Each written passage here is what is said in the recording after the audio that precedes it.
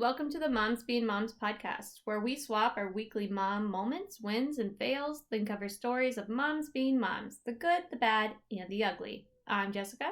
I'm Sam. I'm Whitney. And let's mom it out. All right, so this week I have a mom fail. And Sam, you had posted something recently that reminded me of this mom fail. About Glad I could help. So it happened, my oldest son, he was 3, if I'm thinking of the correct classroom. And I go to pick him up, and the teachers were like, he's saying he can't drink out of his water cup. And I was like, I know exactly what you're going to tell. Oh, God. So I was like, that's so weird. So they're like, we took it apart. We couldn't really figure it out. And I was like, that's so weird. So I just instinctively did the sip test because the kids can't describe what's happening. And I do so, and something comes flying out of that straw, hits me the back of the throat. It's slimy. It's got a very strong taste. And I'm gagging. The teachers are freaking out because they're like, oh my God, she's dying. And I'm about to vomit in front of these kids because it's just gag reflex plus this disgusting thing that's in the back of my mouth. And I'm coughing and I'm like, what was that? And my son just smiles at me and he's like, pepperoni. So it's one of those Zach Designs cups. And it was the red straw, so he stuffed his little fingers, took a piece of pepperoni, stuffed it all the way down, so no water, of course, was coming out. He neglected to tell them that when he was saying it wasn't working. So I guess I sucked it hard enough that it came flying out, and I almost vomited in front of a bunch of 3-year-olds. So here's another fun story about that. A couple days later, we were at home, and he's like, I need water. I'm like, okay, great. So I get things out of the dishwasher, I put it together, I give it to him, and he's like, it's not working. I'm like, what do you mean it's not working? And I do the sip test. Didn't learn the first time. I did not learn the first time. He did it again to a different cup, and I did not catch it before I put it in the dishwasher. Oh my God! So now it's a dishwashed pepperoni piece flying into the back of my throat, and I was like choking. I was like, was that more pepperoni? And then he just starts laughing maniacally because he knew it was my pepperoni. Completely different cup. It wasn't the same cup. It was a completely different cup. He just did it again. We had a bunch of pepperoni, so he had at home Lunchables. I made him Lunchables almost every day for lunch that week. But yeah, it was so, and that one was worse because now it's soapy dishwasher. Yeah. Plus pepperoni sliminess. Strong. It was so bad. It was just thinking about it. Yeah, kind of makes me want to vomit. Yeah. So that is my mom fail story, a mom PSA, if you will. Do not do the sip test. Just take that sucker apart, throw it away. Just assume that the water bottle is broken. You couldn't pay me enough money to drink out of my kids' water bottles. Oh gosh, yeah. Especially the 18-month-old now, just because of the backwash in it. Yeah. Every time I open up the cup to refill it, I'm like, and this is why I will never take a sip, and you will never use my water bottle. Right. I refuse. I will pour my water out of my water container into a different water container for them to drink out of. Because I'm absolutely not. Yeah, I keep making the mistake of we'll just share a water bottle when we go to the gym, and then I'm just oh God. So then I'm just open your off, and I'm trying to pour it into his mouth. Yeah, I would not share with a baby either. My bigger kids, because they might be slightly more trustworthy. And swallow. Okay, all right. Now, do not touch my water bottle with that mouthful of food. Get away. That's a hard no for me. Yeah. So yeah. It's funny to see because I did post something like that, and it was funny to see the amount of reactions from other moms that were like, "Oh yeah, absolutely not." Yeah. That's a common thing where moms know better than to drink out of their toddler's water. Okay, mine is. I would say this is a win because good for me, not so good for my husband. But we were in the car the other day, and normally I am a passenger princess whenever Wyatt comes with us to the store. Like, he always just wants to drive. He never wants me to drive. He thinks I'm a bad driver. Well, the kids beg to differ because somehow we got on the topic of, like, a better driver or something like that, or Wyatt and I had said something about, like, you should have gone or something, you know, like, Right. I didn't have enough room. I was like, no, you should have gone. So I had asked the kids in the back, and I said, hey, is mommy a good driver? And all the kids said, yes. And then, of course, Wyatt has to chime in and goes, well, is daddy a good driver? And my oldest goes, sometimes. And then Wyatt goes, what do you mean sometimes? And goes, well, it means sometimes you're a good driver. Did I stutter? So I just started laughing, obviously. And Wyatt's like, oh, that's rude. He's like, what do I do that makes me a bad driver? And he's like, you drive crazy sometimes. And he's like, you're never in the car with me. Except for when we, like, go as a family somewhere. And he's like, what do I do? And he goes, well, you kind of, like, jerk the wheel around. He goes, yeah, but I'm, like, playing messing around when I do that. Oh, yeah. And he was like, your mother is so much worse of a driver than I am. I was like, I am not. I was like, first of all, you don't drive in the car with me when I'm with the kids by myself. But then we got into, like, a little bit of a tiff about who's a better driver. And I was like, back in my old days when, like, I didn't have kids in my car, like, yeah, okay, I drove a little bit too fast. Who doesn't occasionally? But I'm like, now that I have kids in the car, like, I'm way more strict about the speed limit and maneuvering.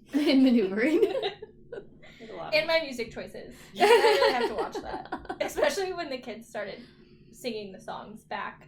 And I was like, and that's when I need to change my playlist in the car. Like the, calls it the Boy Man song.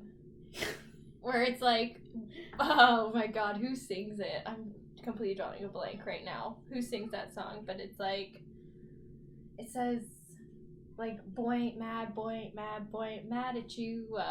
It says, it's whatever that song is. Is that the Jesse Murph song? Yes, that's who it is.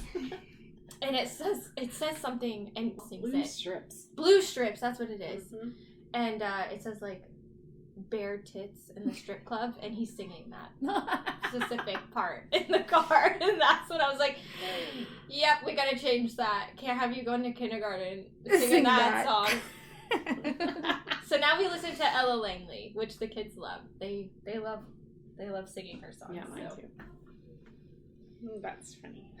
I do remember that. I think he sang it to me standing on my kitchen counter one night, but I was a little too intoxicated to interpret in the world he was saying. But I do remember laughing because I do remember knowing it was not good. Yes. My mom win is that is on a baseball team this spring. There we go with the name drops. However, he has gotten player of the game 3 times. Yay! Oh, yay! I also hate it. Is it horrible? Okay, so it's not the best team. It's not just not the best team. It doesn't have the best kids on it. It is, and one tends to be more athletic. And so he's decent. He's not a great baseball player because he doesn't play all year round. He bounces between sports. But he's just naturally a little more athletic than these kids. And they gave it to him for the 3rd time. And that might have been in a row. And I rolled my eyes. Not at my child, but when I saw it happen, I was like, you can come up with anybody else. Right. Like, any other, you had a great attitude this game. And give so some other kids a chance. my kid rolls off out of the, their little out in the field talk, and he says to the team mom, and this is horrible, but I don't talk to these people very much. We just don't have a lot in common. So I'm there, I'm nice, right? But he says, are you going to take my picture again? And I was like, middle name in it? And middle name in it. She was like, no, it's fine. I pestered him the first 2 times for a picture. And I was like, but still, don't be an a-hole. Oh my gosh. And he held it up to me, and he even made a face like, I don't know why I got this again. And I wanted to be like, this is going to go straight to this little 10-year-old's head. Can you please stop giving, because they have this big chain, and it's like It's a big chain. Oh, wow. Nellie would be proud. And it's got this big old thing on it that says player of the game. Oh, wow. And so, Fancy. and it's also making it not special for him. Anyway, that's fair. It's a win because he does have a great attitude. And we are on him if he doesn't. Right. Hold it together. You can fall apart in the car, but out on the field you act like a big kid. And however, I just yay him. Also, yay him. He's doing it. Well, he's older now. He's in the little kid leagues. Like, you gotta everyone takes turns being the player of the game. But he's a big kid now. Big kid team. Oh, well, so I will play better, other kids. I will agree to that. I will agree to that to an extent because he is the only one out there giving it his all and trying to making good plays. That is, other than this one other kid who's on travel, who's in and out. He is the one out there always giving it his all, but at the same time, and I don't want it to be like a participation trophy. So I will give it to them because that's the only hardline thing they've kind of done the whole season is give my kid the thing 3 times. 3 times. Not to brag. I'm just flabbergasted. You all are that bad that you only have 1 kid? Right. Is that really? Well, there's always got to be that one team. There's always got to be that team. Yep, and we're on it. All right, so for our story this week, we just celebrated 4th of July. So I hope everyone had a great holiday weekend, and we are going to sandwich it with another presidential mom. Again, I found this lady on a bad mother's list, and yeah, maybe I can see it. Controversial, definitely, but this week we are going to talk about Eleanor Roosevelt. So let's give this mom her moment. So Eleanor Roosevelt is the mother of 6. She's born October 11th, 1884. And she's actually named after her mother. Her full name is Anna Eleanor Roosevelt. Her mother is Anna. Her father is Elliot Roosevelt. But from an early age, she preferred to be called by her middle name, Eleanor. Partially because her mom was a jerk. Her mother nicknamed her Granny because she acted in such a serious manner, but also because her daughter was plain. Anna and Elliot are both apparently just drop dead gorgeous, beautiful people. And then they're very disappointed in their little Anna Eleanor looking the way she does. So great start to life. Yeah, that's documented and you're pretty bad. Yeah. So she does have 2 younger brothers, but she also has a half brother because her father has an affair, knocks somebody up, with a servant that was employed by the family. It is also rumored that he had plenty more affairs because they are rich. They're Roosevelts. They have lots of money, so they have a lot of rich people problems. So he has affairs all over the place. There might be more Roosevelts out there that we don't even know about. Her family is part of the New York high society called the Swells. Basically, money is no object for these people. On May 19th, 1887, she is 2 years old when they board the SS Britannica, which sinks after it collides with White Star liner Essex Celtic. So she had to get on a lifeboat, do the thing to get onto the other boat, and it's so dramatic that she's afraid of ships and the sea the rest of her life. Fair. But yeah. Ooh. So her mother does die December 7th, 1892, and so does one of her brothers, Elliot Jr. Her father is an alcoholic, and he's confined to a sanitarium. So her father, yes, just drank his life away. After they died? Or was that I think he was an alcoholic his whole life, because he had money, so he never had to work a day in his life. He had jobs, quote unquote, worked for his uncles, quote unquote, but he just drank the whole time, pretty much. So he dies August 14th, 1894, after jumping from a window. He actually survives the fall, but he dies from a seizure because of the fall. So that's some rough childhood. With all this going on, she's left her prone to depression throughout the rest of her life. Her brother Hall later also suffered from alcoholism. Before her father died, he implored her to act as a mother towards Hall, and it was a request she made good upon for the rest of Hall's life. But that's a lot to put on a little girl who you weren't particularly nice to because of her looks. After the deaths of her parents, Roosevelt is raised in the household of her maternal grandmother. And this is in New York, so Anna, her mom, she also came from a lot of money, and there was a lot of rich people problems in this house as well. Eleanor herself looked back on it fondly, but apparently she had some other alcoholic uncles who were up to no good, and it sounded like the grandmother kind of kept Eleanor away from them for fear of what they may do. So lots of not a great, I don't know, that's rough. Sucks to have a lot of money, I guess. Yes, absolutely. Yeah. So insecure and starved for affection, she considered herself an ugly duckling. She tries to have a positive spin on it. At 14, she writes, no matter how plain a woman may be, if truth and loyalty are stamped upon her face, all will be attracted to her. And this is something that I think she kind of demonstrates throughout her entire life, as we'll see. So Eleanor, she goes to Wimbledon, London, England for finishing school. And it's actually it seems like the best part of her life. Like, she has a great time over there. And she's actually pretty unhappy that she has to return to the United States in 1902 at the age of 17. She is a devout Episcopalian. She regularly attends services. And she's just known for wearing her faith on her sleeve type lady. In the summer of 1902, she encounters her father's fifth cousin, Franklin Roosevelt, on a train to New York, and the two begin a secret correspondence and romance, and they become engaged November 22nd, 1903.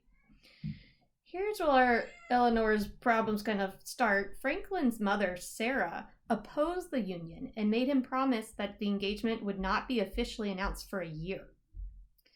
Sarah even takes her son Franklin on a Caribbean cruise in 1904, hoping to separate them and in the romance. Literally hoping he would meet somebody else. But Franklin remains determined, and they get married March 17th, 1905. Eleanor's uncle, President Theodore Roosevelt, stands in for his brother to give the bride away. And of course, with him being there, that was front page news. When asked for his thoughts on the Roosevelt-Roosevelt union, the president said, "It is a good thing to keep the name in the family." It's a little creepy, but at least they were fifth cousins and not siblings. They then went on a 3-month-long European honeymoon. Wow. Money, no object for these people. What am I doing wrong? Returning to the U.S., the newlyweds settled into a New York City house that was provided by Franklin's mother, Sarah, and they also had a second residence at the family's estate overlooking the Hudson River. However, from the beginning, Roosevelt and Sarah, didn't start off great, their relationship, and it just continued with her controlling mother-in-law. The townhouse that Sarah gave to them was connected to her own residence by sliding doors, and Sarah ran both households. Early on, Eleanor had a breakdown in which she said, "I did not like to live in a house which was not in any way mine, one that I had done nothing about and which did not represent the way I wanted to live." But little changed. Sarah was also really controlling with the raising of her grandchildren. So Roosevelt and Franklin had 6 children. Anna is the only daughter. Then James, Franklin passes away in infancy. Elliot, Franklin again, because we like to reuse names, and then John. So they have 6 children, and Sarah, took on the raising of the grandchildren. Eleanor reflected later that Franklin's children, which I think it's weird she says Franklin's children and not my children, but Franklin's children were more my mother-in-law's children than they were mine. Her eldest son, James, remembered Sarah telling her grandchildren, "Your mother only bore you. I am more your mother than your mother is." Oh, monster-in-law. Your mom, yes. So Eleanor did not like having sex with her husband. We know this because she told her daughter, Anna, that she did to bear 6 kids. Right. She knew the end result. She once told her daughter, Anna, that it was an ordeal to to be born. She also considered herself ill-suited to motherhood, later writing, "It did not come naturally to me to understand little children or to enjoy them. I had never any interest in dolls or little children, and I knew absolutely nothing about handling or feeding a baby." So, not the maternal sorts to go on to have 6 children. It's a lot. Yeah. Here's a fun story about her. She had heard fresh air was good for babies. So she hung a chicken wire cage outside their townhouse window in 1906 for baby Anna to nap in. Oh, aren't there pictures of that? There are pictures of that. That was like a thing, right? It was a thing. Baby cages were a thing. She, however, put this baby cage facing north, where it was cold and shady. Anna cried, just kept crying in the cage, which the neighbors were like, "Hey, what you doing with your kid?" They threatened to report her to the Society of Prevention of Cruelty to Children. "This was rather a shock for me," she writes. "I thought I was being a very modern mother." But let your baby cry in the cold in a baby cage on I'm trying to see if I put what floor she was on. I was about to ask. Because she's in a townhouse, so it doesn't say. But yeah, she was in a townhouse, so she was outside in New York. Ugh. So not the greatest mother. Yeah, but maybe she didn't have obviously she didn't have the best mom. Oh, 100%. Yeah. To show her what a mother is supposed to do with and young then kids. You've got this mother-in-law butting in. I mean, true. It's probably she's sure. Well, it's easier. Yeah, go for it. If I don't have to talk to you and you just deal with my kids, go for it. So in September of 1918, she is unpacking one of Franklin's suitcases when she discovers a bundle of love letters from him to her social secretary, Lucy. He wants to leave his wife for Lucy. However, following pressure from his own mother, his mother threatens to disinherit Franklin if he follows through with a divorce. So yeah, Sarah doesn't want them to get a divorce, even though she's not the biggest fan of Eleanor. It's kind of weird that weird. She wanted to keep them apart, and now he wants to leave her for another lady, and she's like, "If you do that, you're disinherited." Interesting change. Shame on the family. Basically, I think that's what it is. Yeah, I think so. So the couple, Eleanor and Franklin, remain married, but she makes him promise, not to see any other women, and that they would no longer share a bed. So she was very much over having him in her bed. But also don't see anybody else. Yes. Yes, that comes up later. Their union from that point on was more of a political partnership and ceased to be an intimate one. So Roosevelt, this is kind of a turning point for her because she starts becoming more active in public life and focuses more on her social work rather than her role as a wife and a mother. In August 1921, the family is vacationing at their summer home when Franklin is diagnosed with an illness, at that time believed to be polio.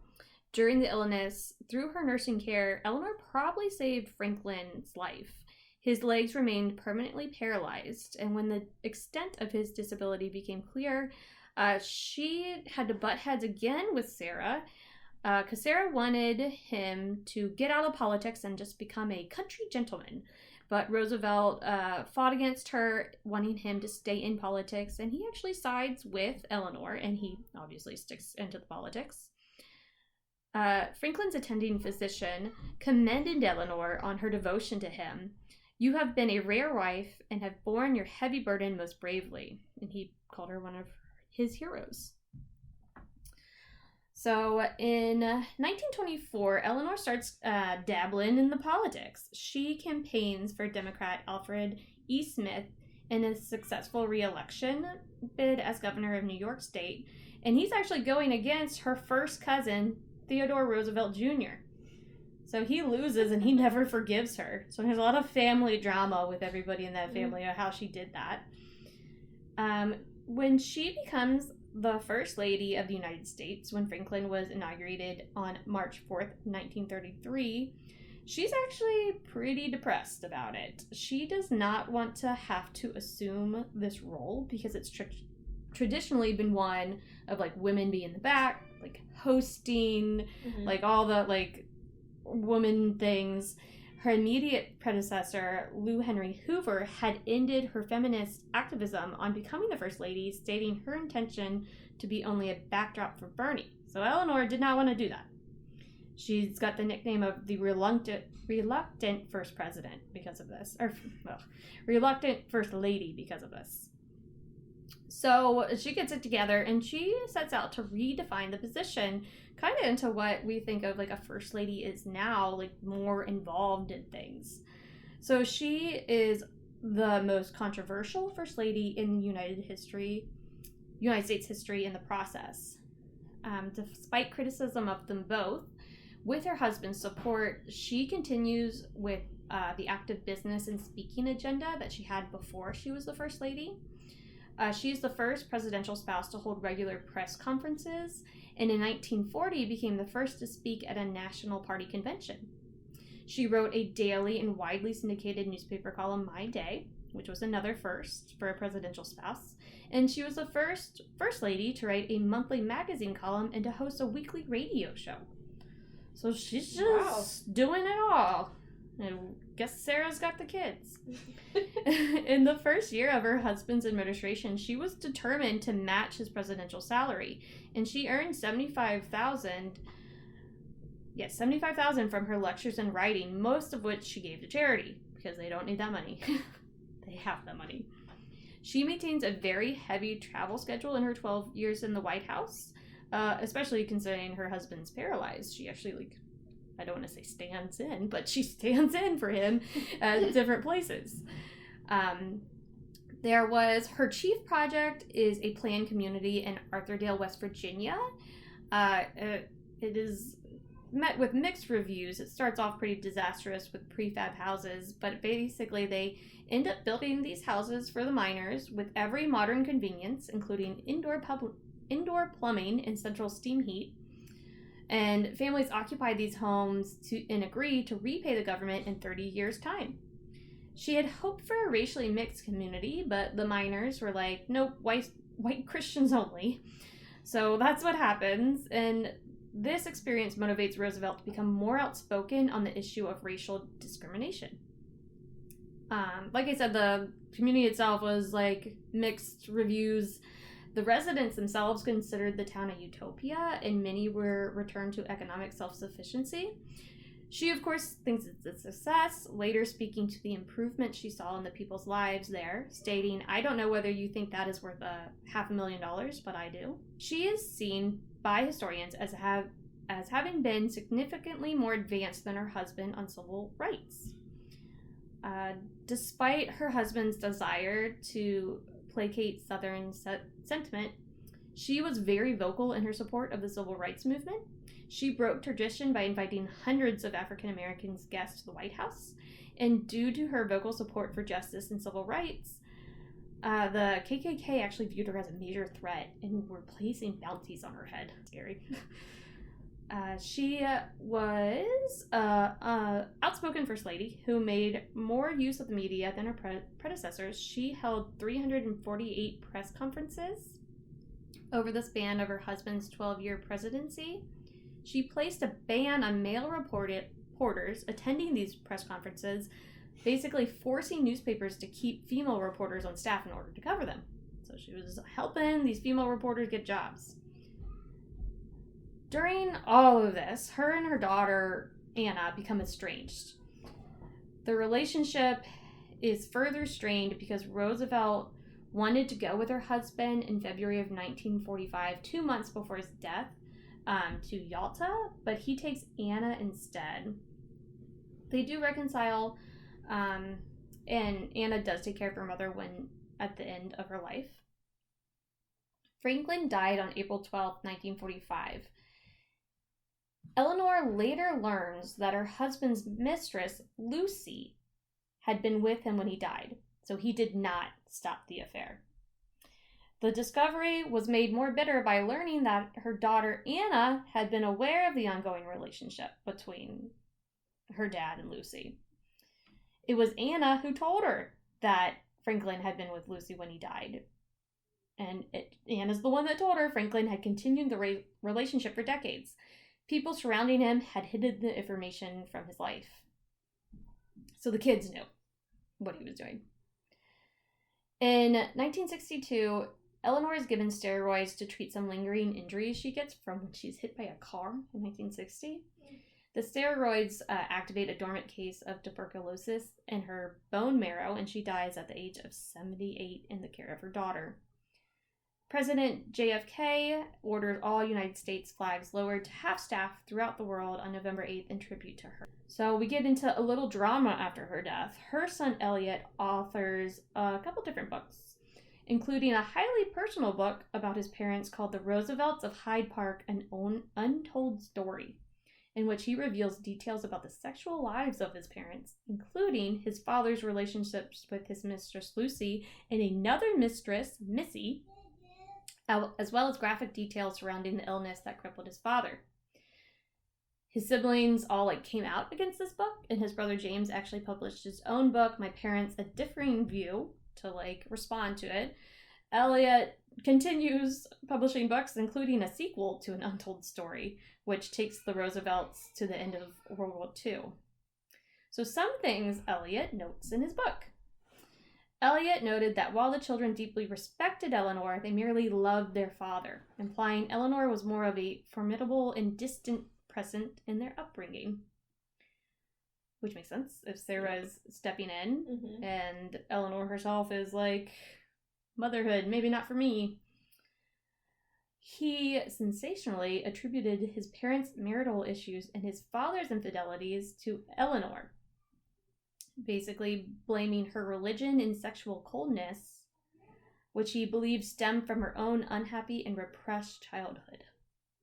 Can't say I very much disagree. I mean, that's horrible, but if you're going through something and not going to do it for a period of time and you guys get along, sure, yeah. Yeah. But you're never going to do it again and you don't get along. Right. Good luck. Literally told your daughter, I don't having sex with them. We're never, yeah. I mean, yeah, you can't really blame Franklin. I mean, I don't know. That's hard. It is. This one's fun. He asserted that his mother was largely ignorant of birth control, and that after having her children, she relied on total abstinence to ward off further pregnancies, which also was an end to the romantic relationship. Basically, she couldn't figure out how to not have kids. She didn't want to have any more kids, and she's like, yeah, we're just going to have done. We're just going to be done having sex. I have a question. So wasn't he wasn't he paralyzed from the legs down? He was. Was it still working? What age did that happen? I missed that part. Yeah, but he continued his affair. What, a couple years after the affair, and then he continued the affair. No, I don't think so. I don't think that's how that works back then. But I don't know. But yeah, that's my. Well, I mean, obviously it still worked. That was just. I don't know. That's a great question. I don't know. Somebody's doing something. Something's working. I'm going to need that answer in general. So I'm going to add some more to this fire. There are theories that Eleanor was bisexual or lesbian, based on letters she sent to a female Associated Press reporter, Lorena, who covered her during the last months of the presidential campaign and fell madly in love with her. Because the journalist fell madly in love with Eleanor. Eleanor wrote daily 10 to 15-page letters to this lady. That would take my entire day. Yeah, right?